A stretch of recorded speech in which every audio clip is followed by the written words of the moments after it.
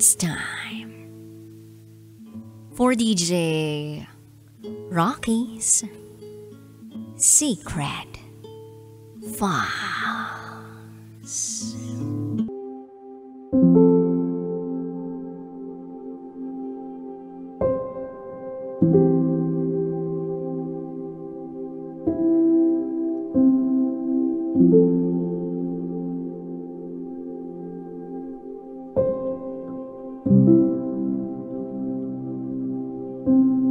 Lapitin ako ng mga pamilyadong lalaki.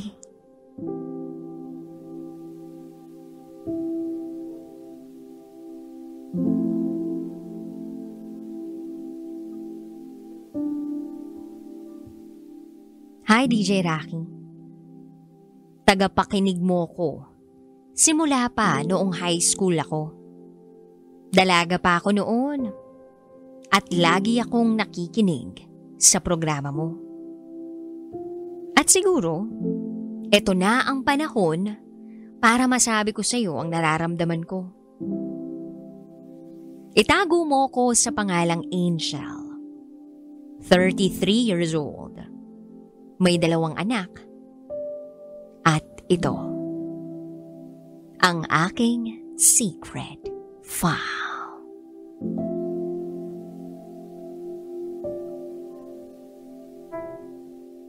Noong 14 years old ako, nagkaroon ako ng boyfriend. That time, parehas naman naming mahal ang isa't isa.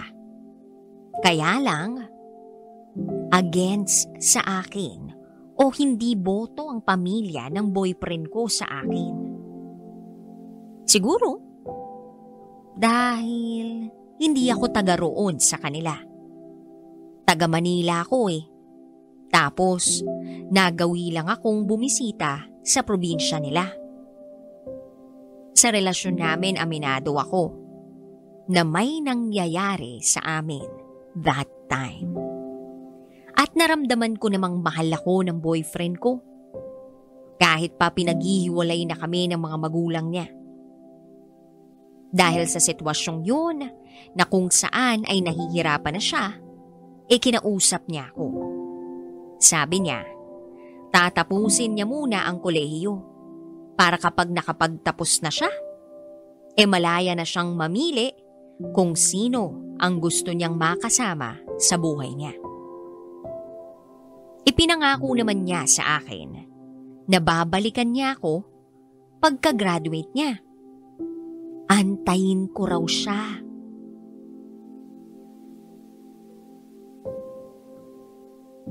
DJ Rocky, pumayag ako.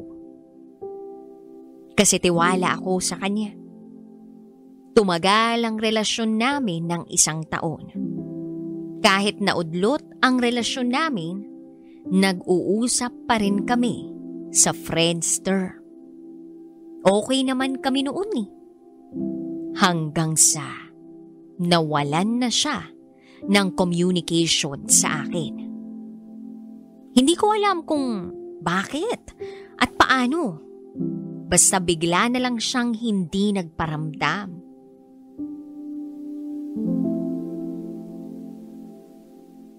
Isang beses, nalaman ko na lang, umuwi siya sa kanila. At may kasama na pala siyang ibang girlfriend. DJ Rocky, nasaktan ako. Kasi alam mo yun, parang nawala lang na parang bula yung mga napag-usapan namin. Yung mag-aantay siya sa akin at ako aantayin ko rin siya. Pinanindigan namin yung naramdaman namin na pagmamahal sa isa't isa. Lahat yun.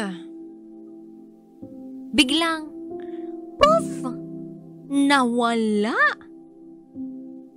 Lahat ng sakripisyo. Natapon na parang wala lang. DJ Rocky, alam mo, bago pa man siya umuwi kasama yung girlfriend niya, may nanliligaw na sa akin na pamilyadong lalaki. Kapitbahay lang namin. Ayoko naman talaga sanang patulan yun eh. dahil mahal na mahal ko yung boyfriend ko. Pero dahil nasaktan nga ako sa nakita ko sa boyfriend ko, hindi na ako nagdalawang isip. Pinatulan ko yung lalaking pamilyado na manliligaw ko.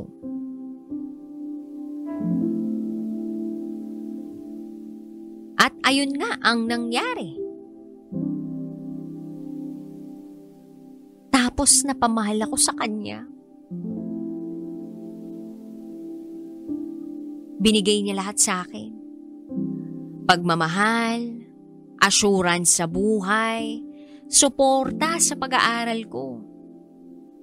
Hanggang sa dumating yung time na nabuntis ako. At nagkaroon kami ng anak. Oo, magkapit-bahay lang kami. Pero never akong iniskandalo ng asawa niya o kahit ng mga anak niya. Laking pasasalamat ko na lang dahil kahit nabuntis ako at nagkaanak kami, hindi nila ako ginulo. Walang gulo na naganap sa amin ng asawa niya. At isa pa, DJ Rocky, nangarap ako na sana kambal ang magiging anak ko. Gusto ko fraternal twins, babae at lalaki. Kasi pag ganun, lalayo na ako sa lalaking yun.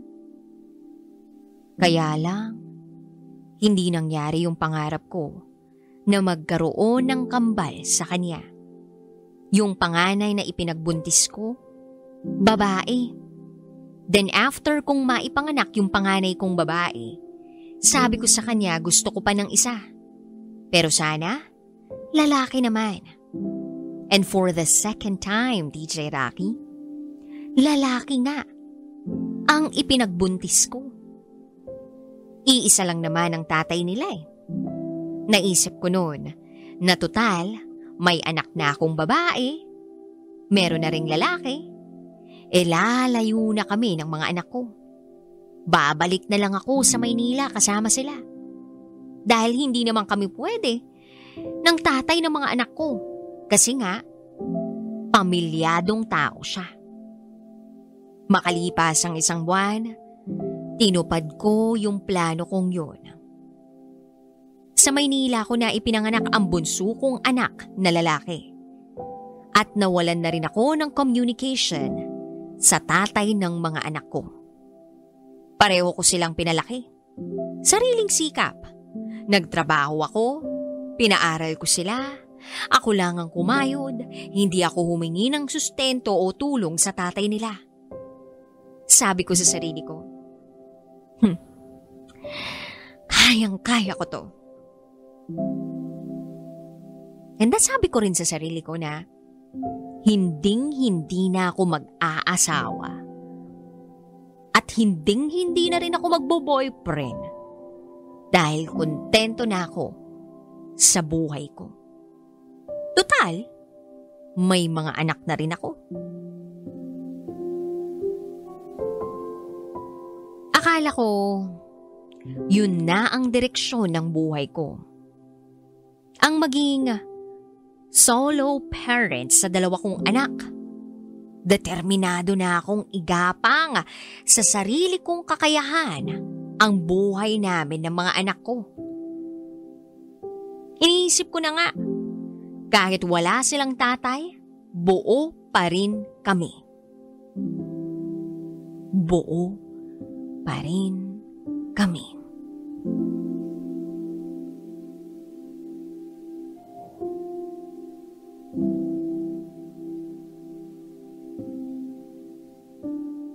Ako na ang nanay at tatay nilang dalawa. Kaya sabi ko, kontento na ako sa ganito. Pero, hindi yun ang nangyari, DJ Rocky. Hindi yun ang nangyari. Merong umiksena sa buhay ko na nagpabago sa lahat ng mga plano ko.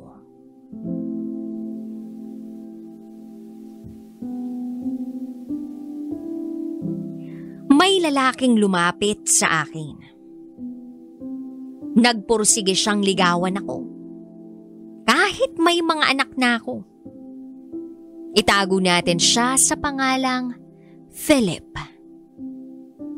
Ipinangako sa akin ni Philip na kaya raw niya akong panindigan. Kayang-kaya niya. Nagsikap siya na makuha ang loob ko. Napagtanto ko rin naman na may ibubuga siya. Okay na okay siya sa akin.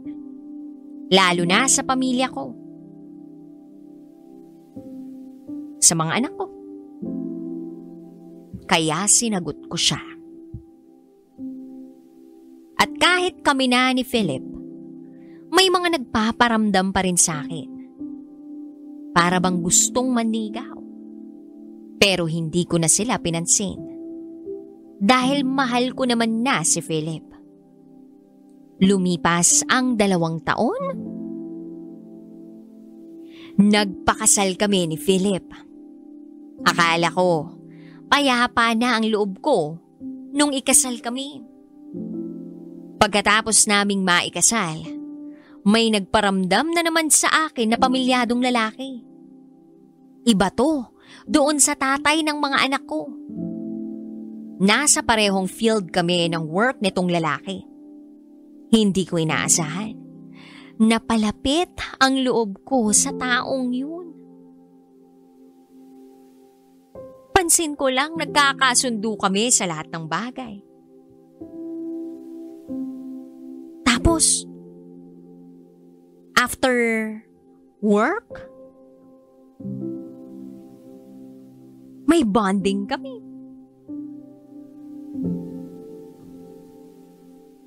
May inuman. Meron ding galaan. Hanggang sa may nangyayari na sa amin. At hindi yun alam ng asawa kong si Philip. Tumagal kami ng 2 taon nitong lalaki. Ganun lang ang setup namin. Patago, panakaw. Pero sa bandang huli, na-realize ko, mali na ito. Kasi pinipilit na niyang hiwalayan ang asawa niya para kami na ang magsama. Hindi naman pwede yun kasi nga may asawa ako, no? May asawa siya, may asawa rin ako. Tapos siya na mismo ang sumusundo sa akin sa bahay. Kaya mas lalo pa akong na-push dun sa pag-iisip na kailangan ko na tong tapusin. Mali na unfair na kay Philip. Then nag-decide akong mag-ibang bansa. Nag-abroad ako. Nakaiwas ako dun sa lalaki. Pero akala ko matatakasan ko na yung tukso pero hindi pa pala. Ang gaga-gaga ko, no? Habang nandito ako sa abroad, nakahanap na naman ako ng ibang lalaki. Pamilyado rin. Parehas kaming driver. Okay naman sila ng asawa niya. Okay rin naman kami ng asawa ko. Pero yun, nagkikita kami ng palihim. At palihim din na may nangyayari sa amin. Abay, ewan, naguguluhan na ako sa sarili ko. Bakit ba kasi ganito? Hindi ko kayang magpigil ng damdamin, lalo na kung pamilyadong lalaki ang lumalapit. Nagpahula nga ako isang beses. Sabi sa akin ng manghuhula, sadyang lapitin lang daw ako ng mga pamilyadong lalaki. Nalungkot ako sa totoo lang. Paano ba makaiwas? Dagdag pa nung manghuhula, mataas daw ang karisma ko sa mga lalaking may asawa na. Yung lalaki ko naman, dito sa abroad, DJ Rocky, gabi-gabi kami magkausap. Hanggang sa makatulog na lang kami. Hindi namin pinapatay yung call. Naka-open lang yung video namin hanggang kinabukasan. Kahit maligo, kumain kami, naka-video pa rin kami. Nagmumute lang kami kapag tumatawag ng mga asawa namin. Lagi niyang sinasabi na ako lang ang babae niya rito sa abroad. At wala nang iba. Kaya parang nabighani ako sa mga effort niya para sa akin. Pinupuntahan niya ako sa workplace ko. Sinusundo niya ako, inahahatid niya ako. Ang lambing-lambing niya sa akin. Hanggang sa bigla na rin siyang nawala ng communication sa akin. Oo, hindi na naman ulit nagparamdam. Pero online ang status niya. Hindi kasi ako yung unang nagchat-chat sa aming dalawa. Siya lagi yung unang nagpaparamdam, nagchat o tumatawag. Nakasanayan ko na rin yun for so many months and then suddenly wala na. Hindi na siya nagchat o tumatawag. Lagi kong inaantay ang nakasanayan kong tawag mula sa kanya. Lagi kong tinitingnan yung FB account niya. Kung online ba. Nakikita ko naman, online. Ewan, gulong-gulo na ako, DJ Rocky. Ano bang gagawin ko? Lahat ng ito ay hindi naman alam ng asawa ko. Bakit kaya ganun? Bigyan niyo naman ho ako ng advice. Salamat ho ah. Hanggang dito na lang. Muli, ako si Angel.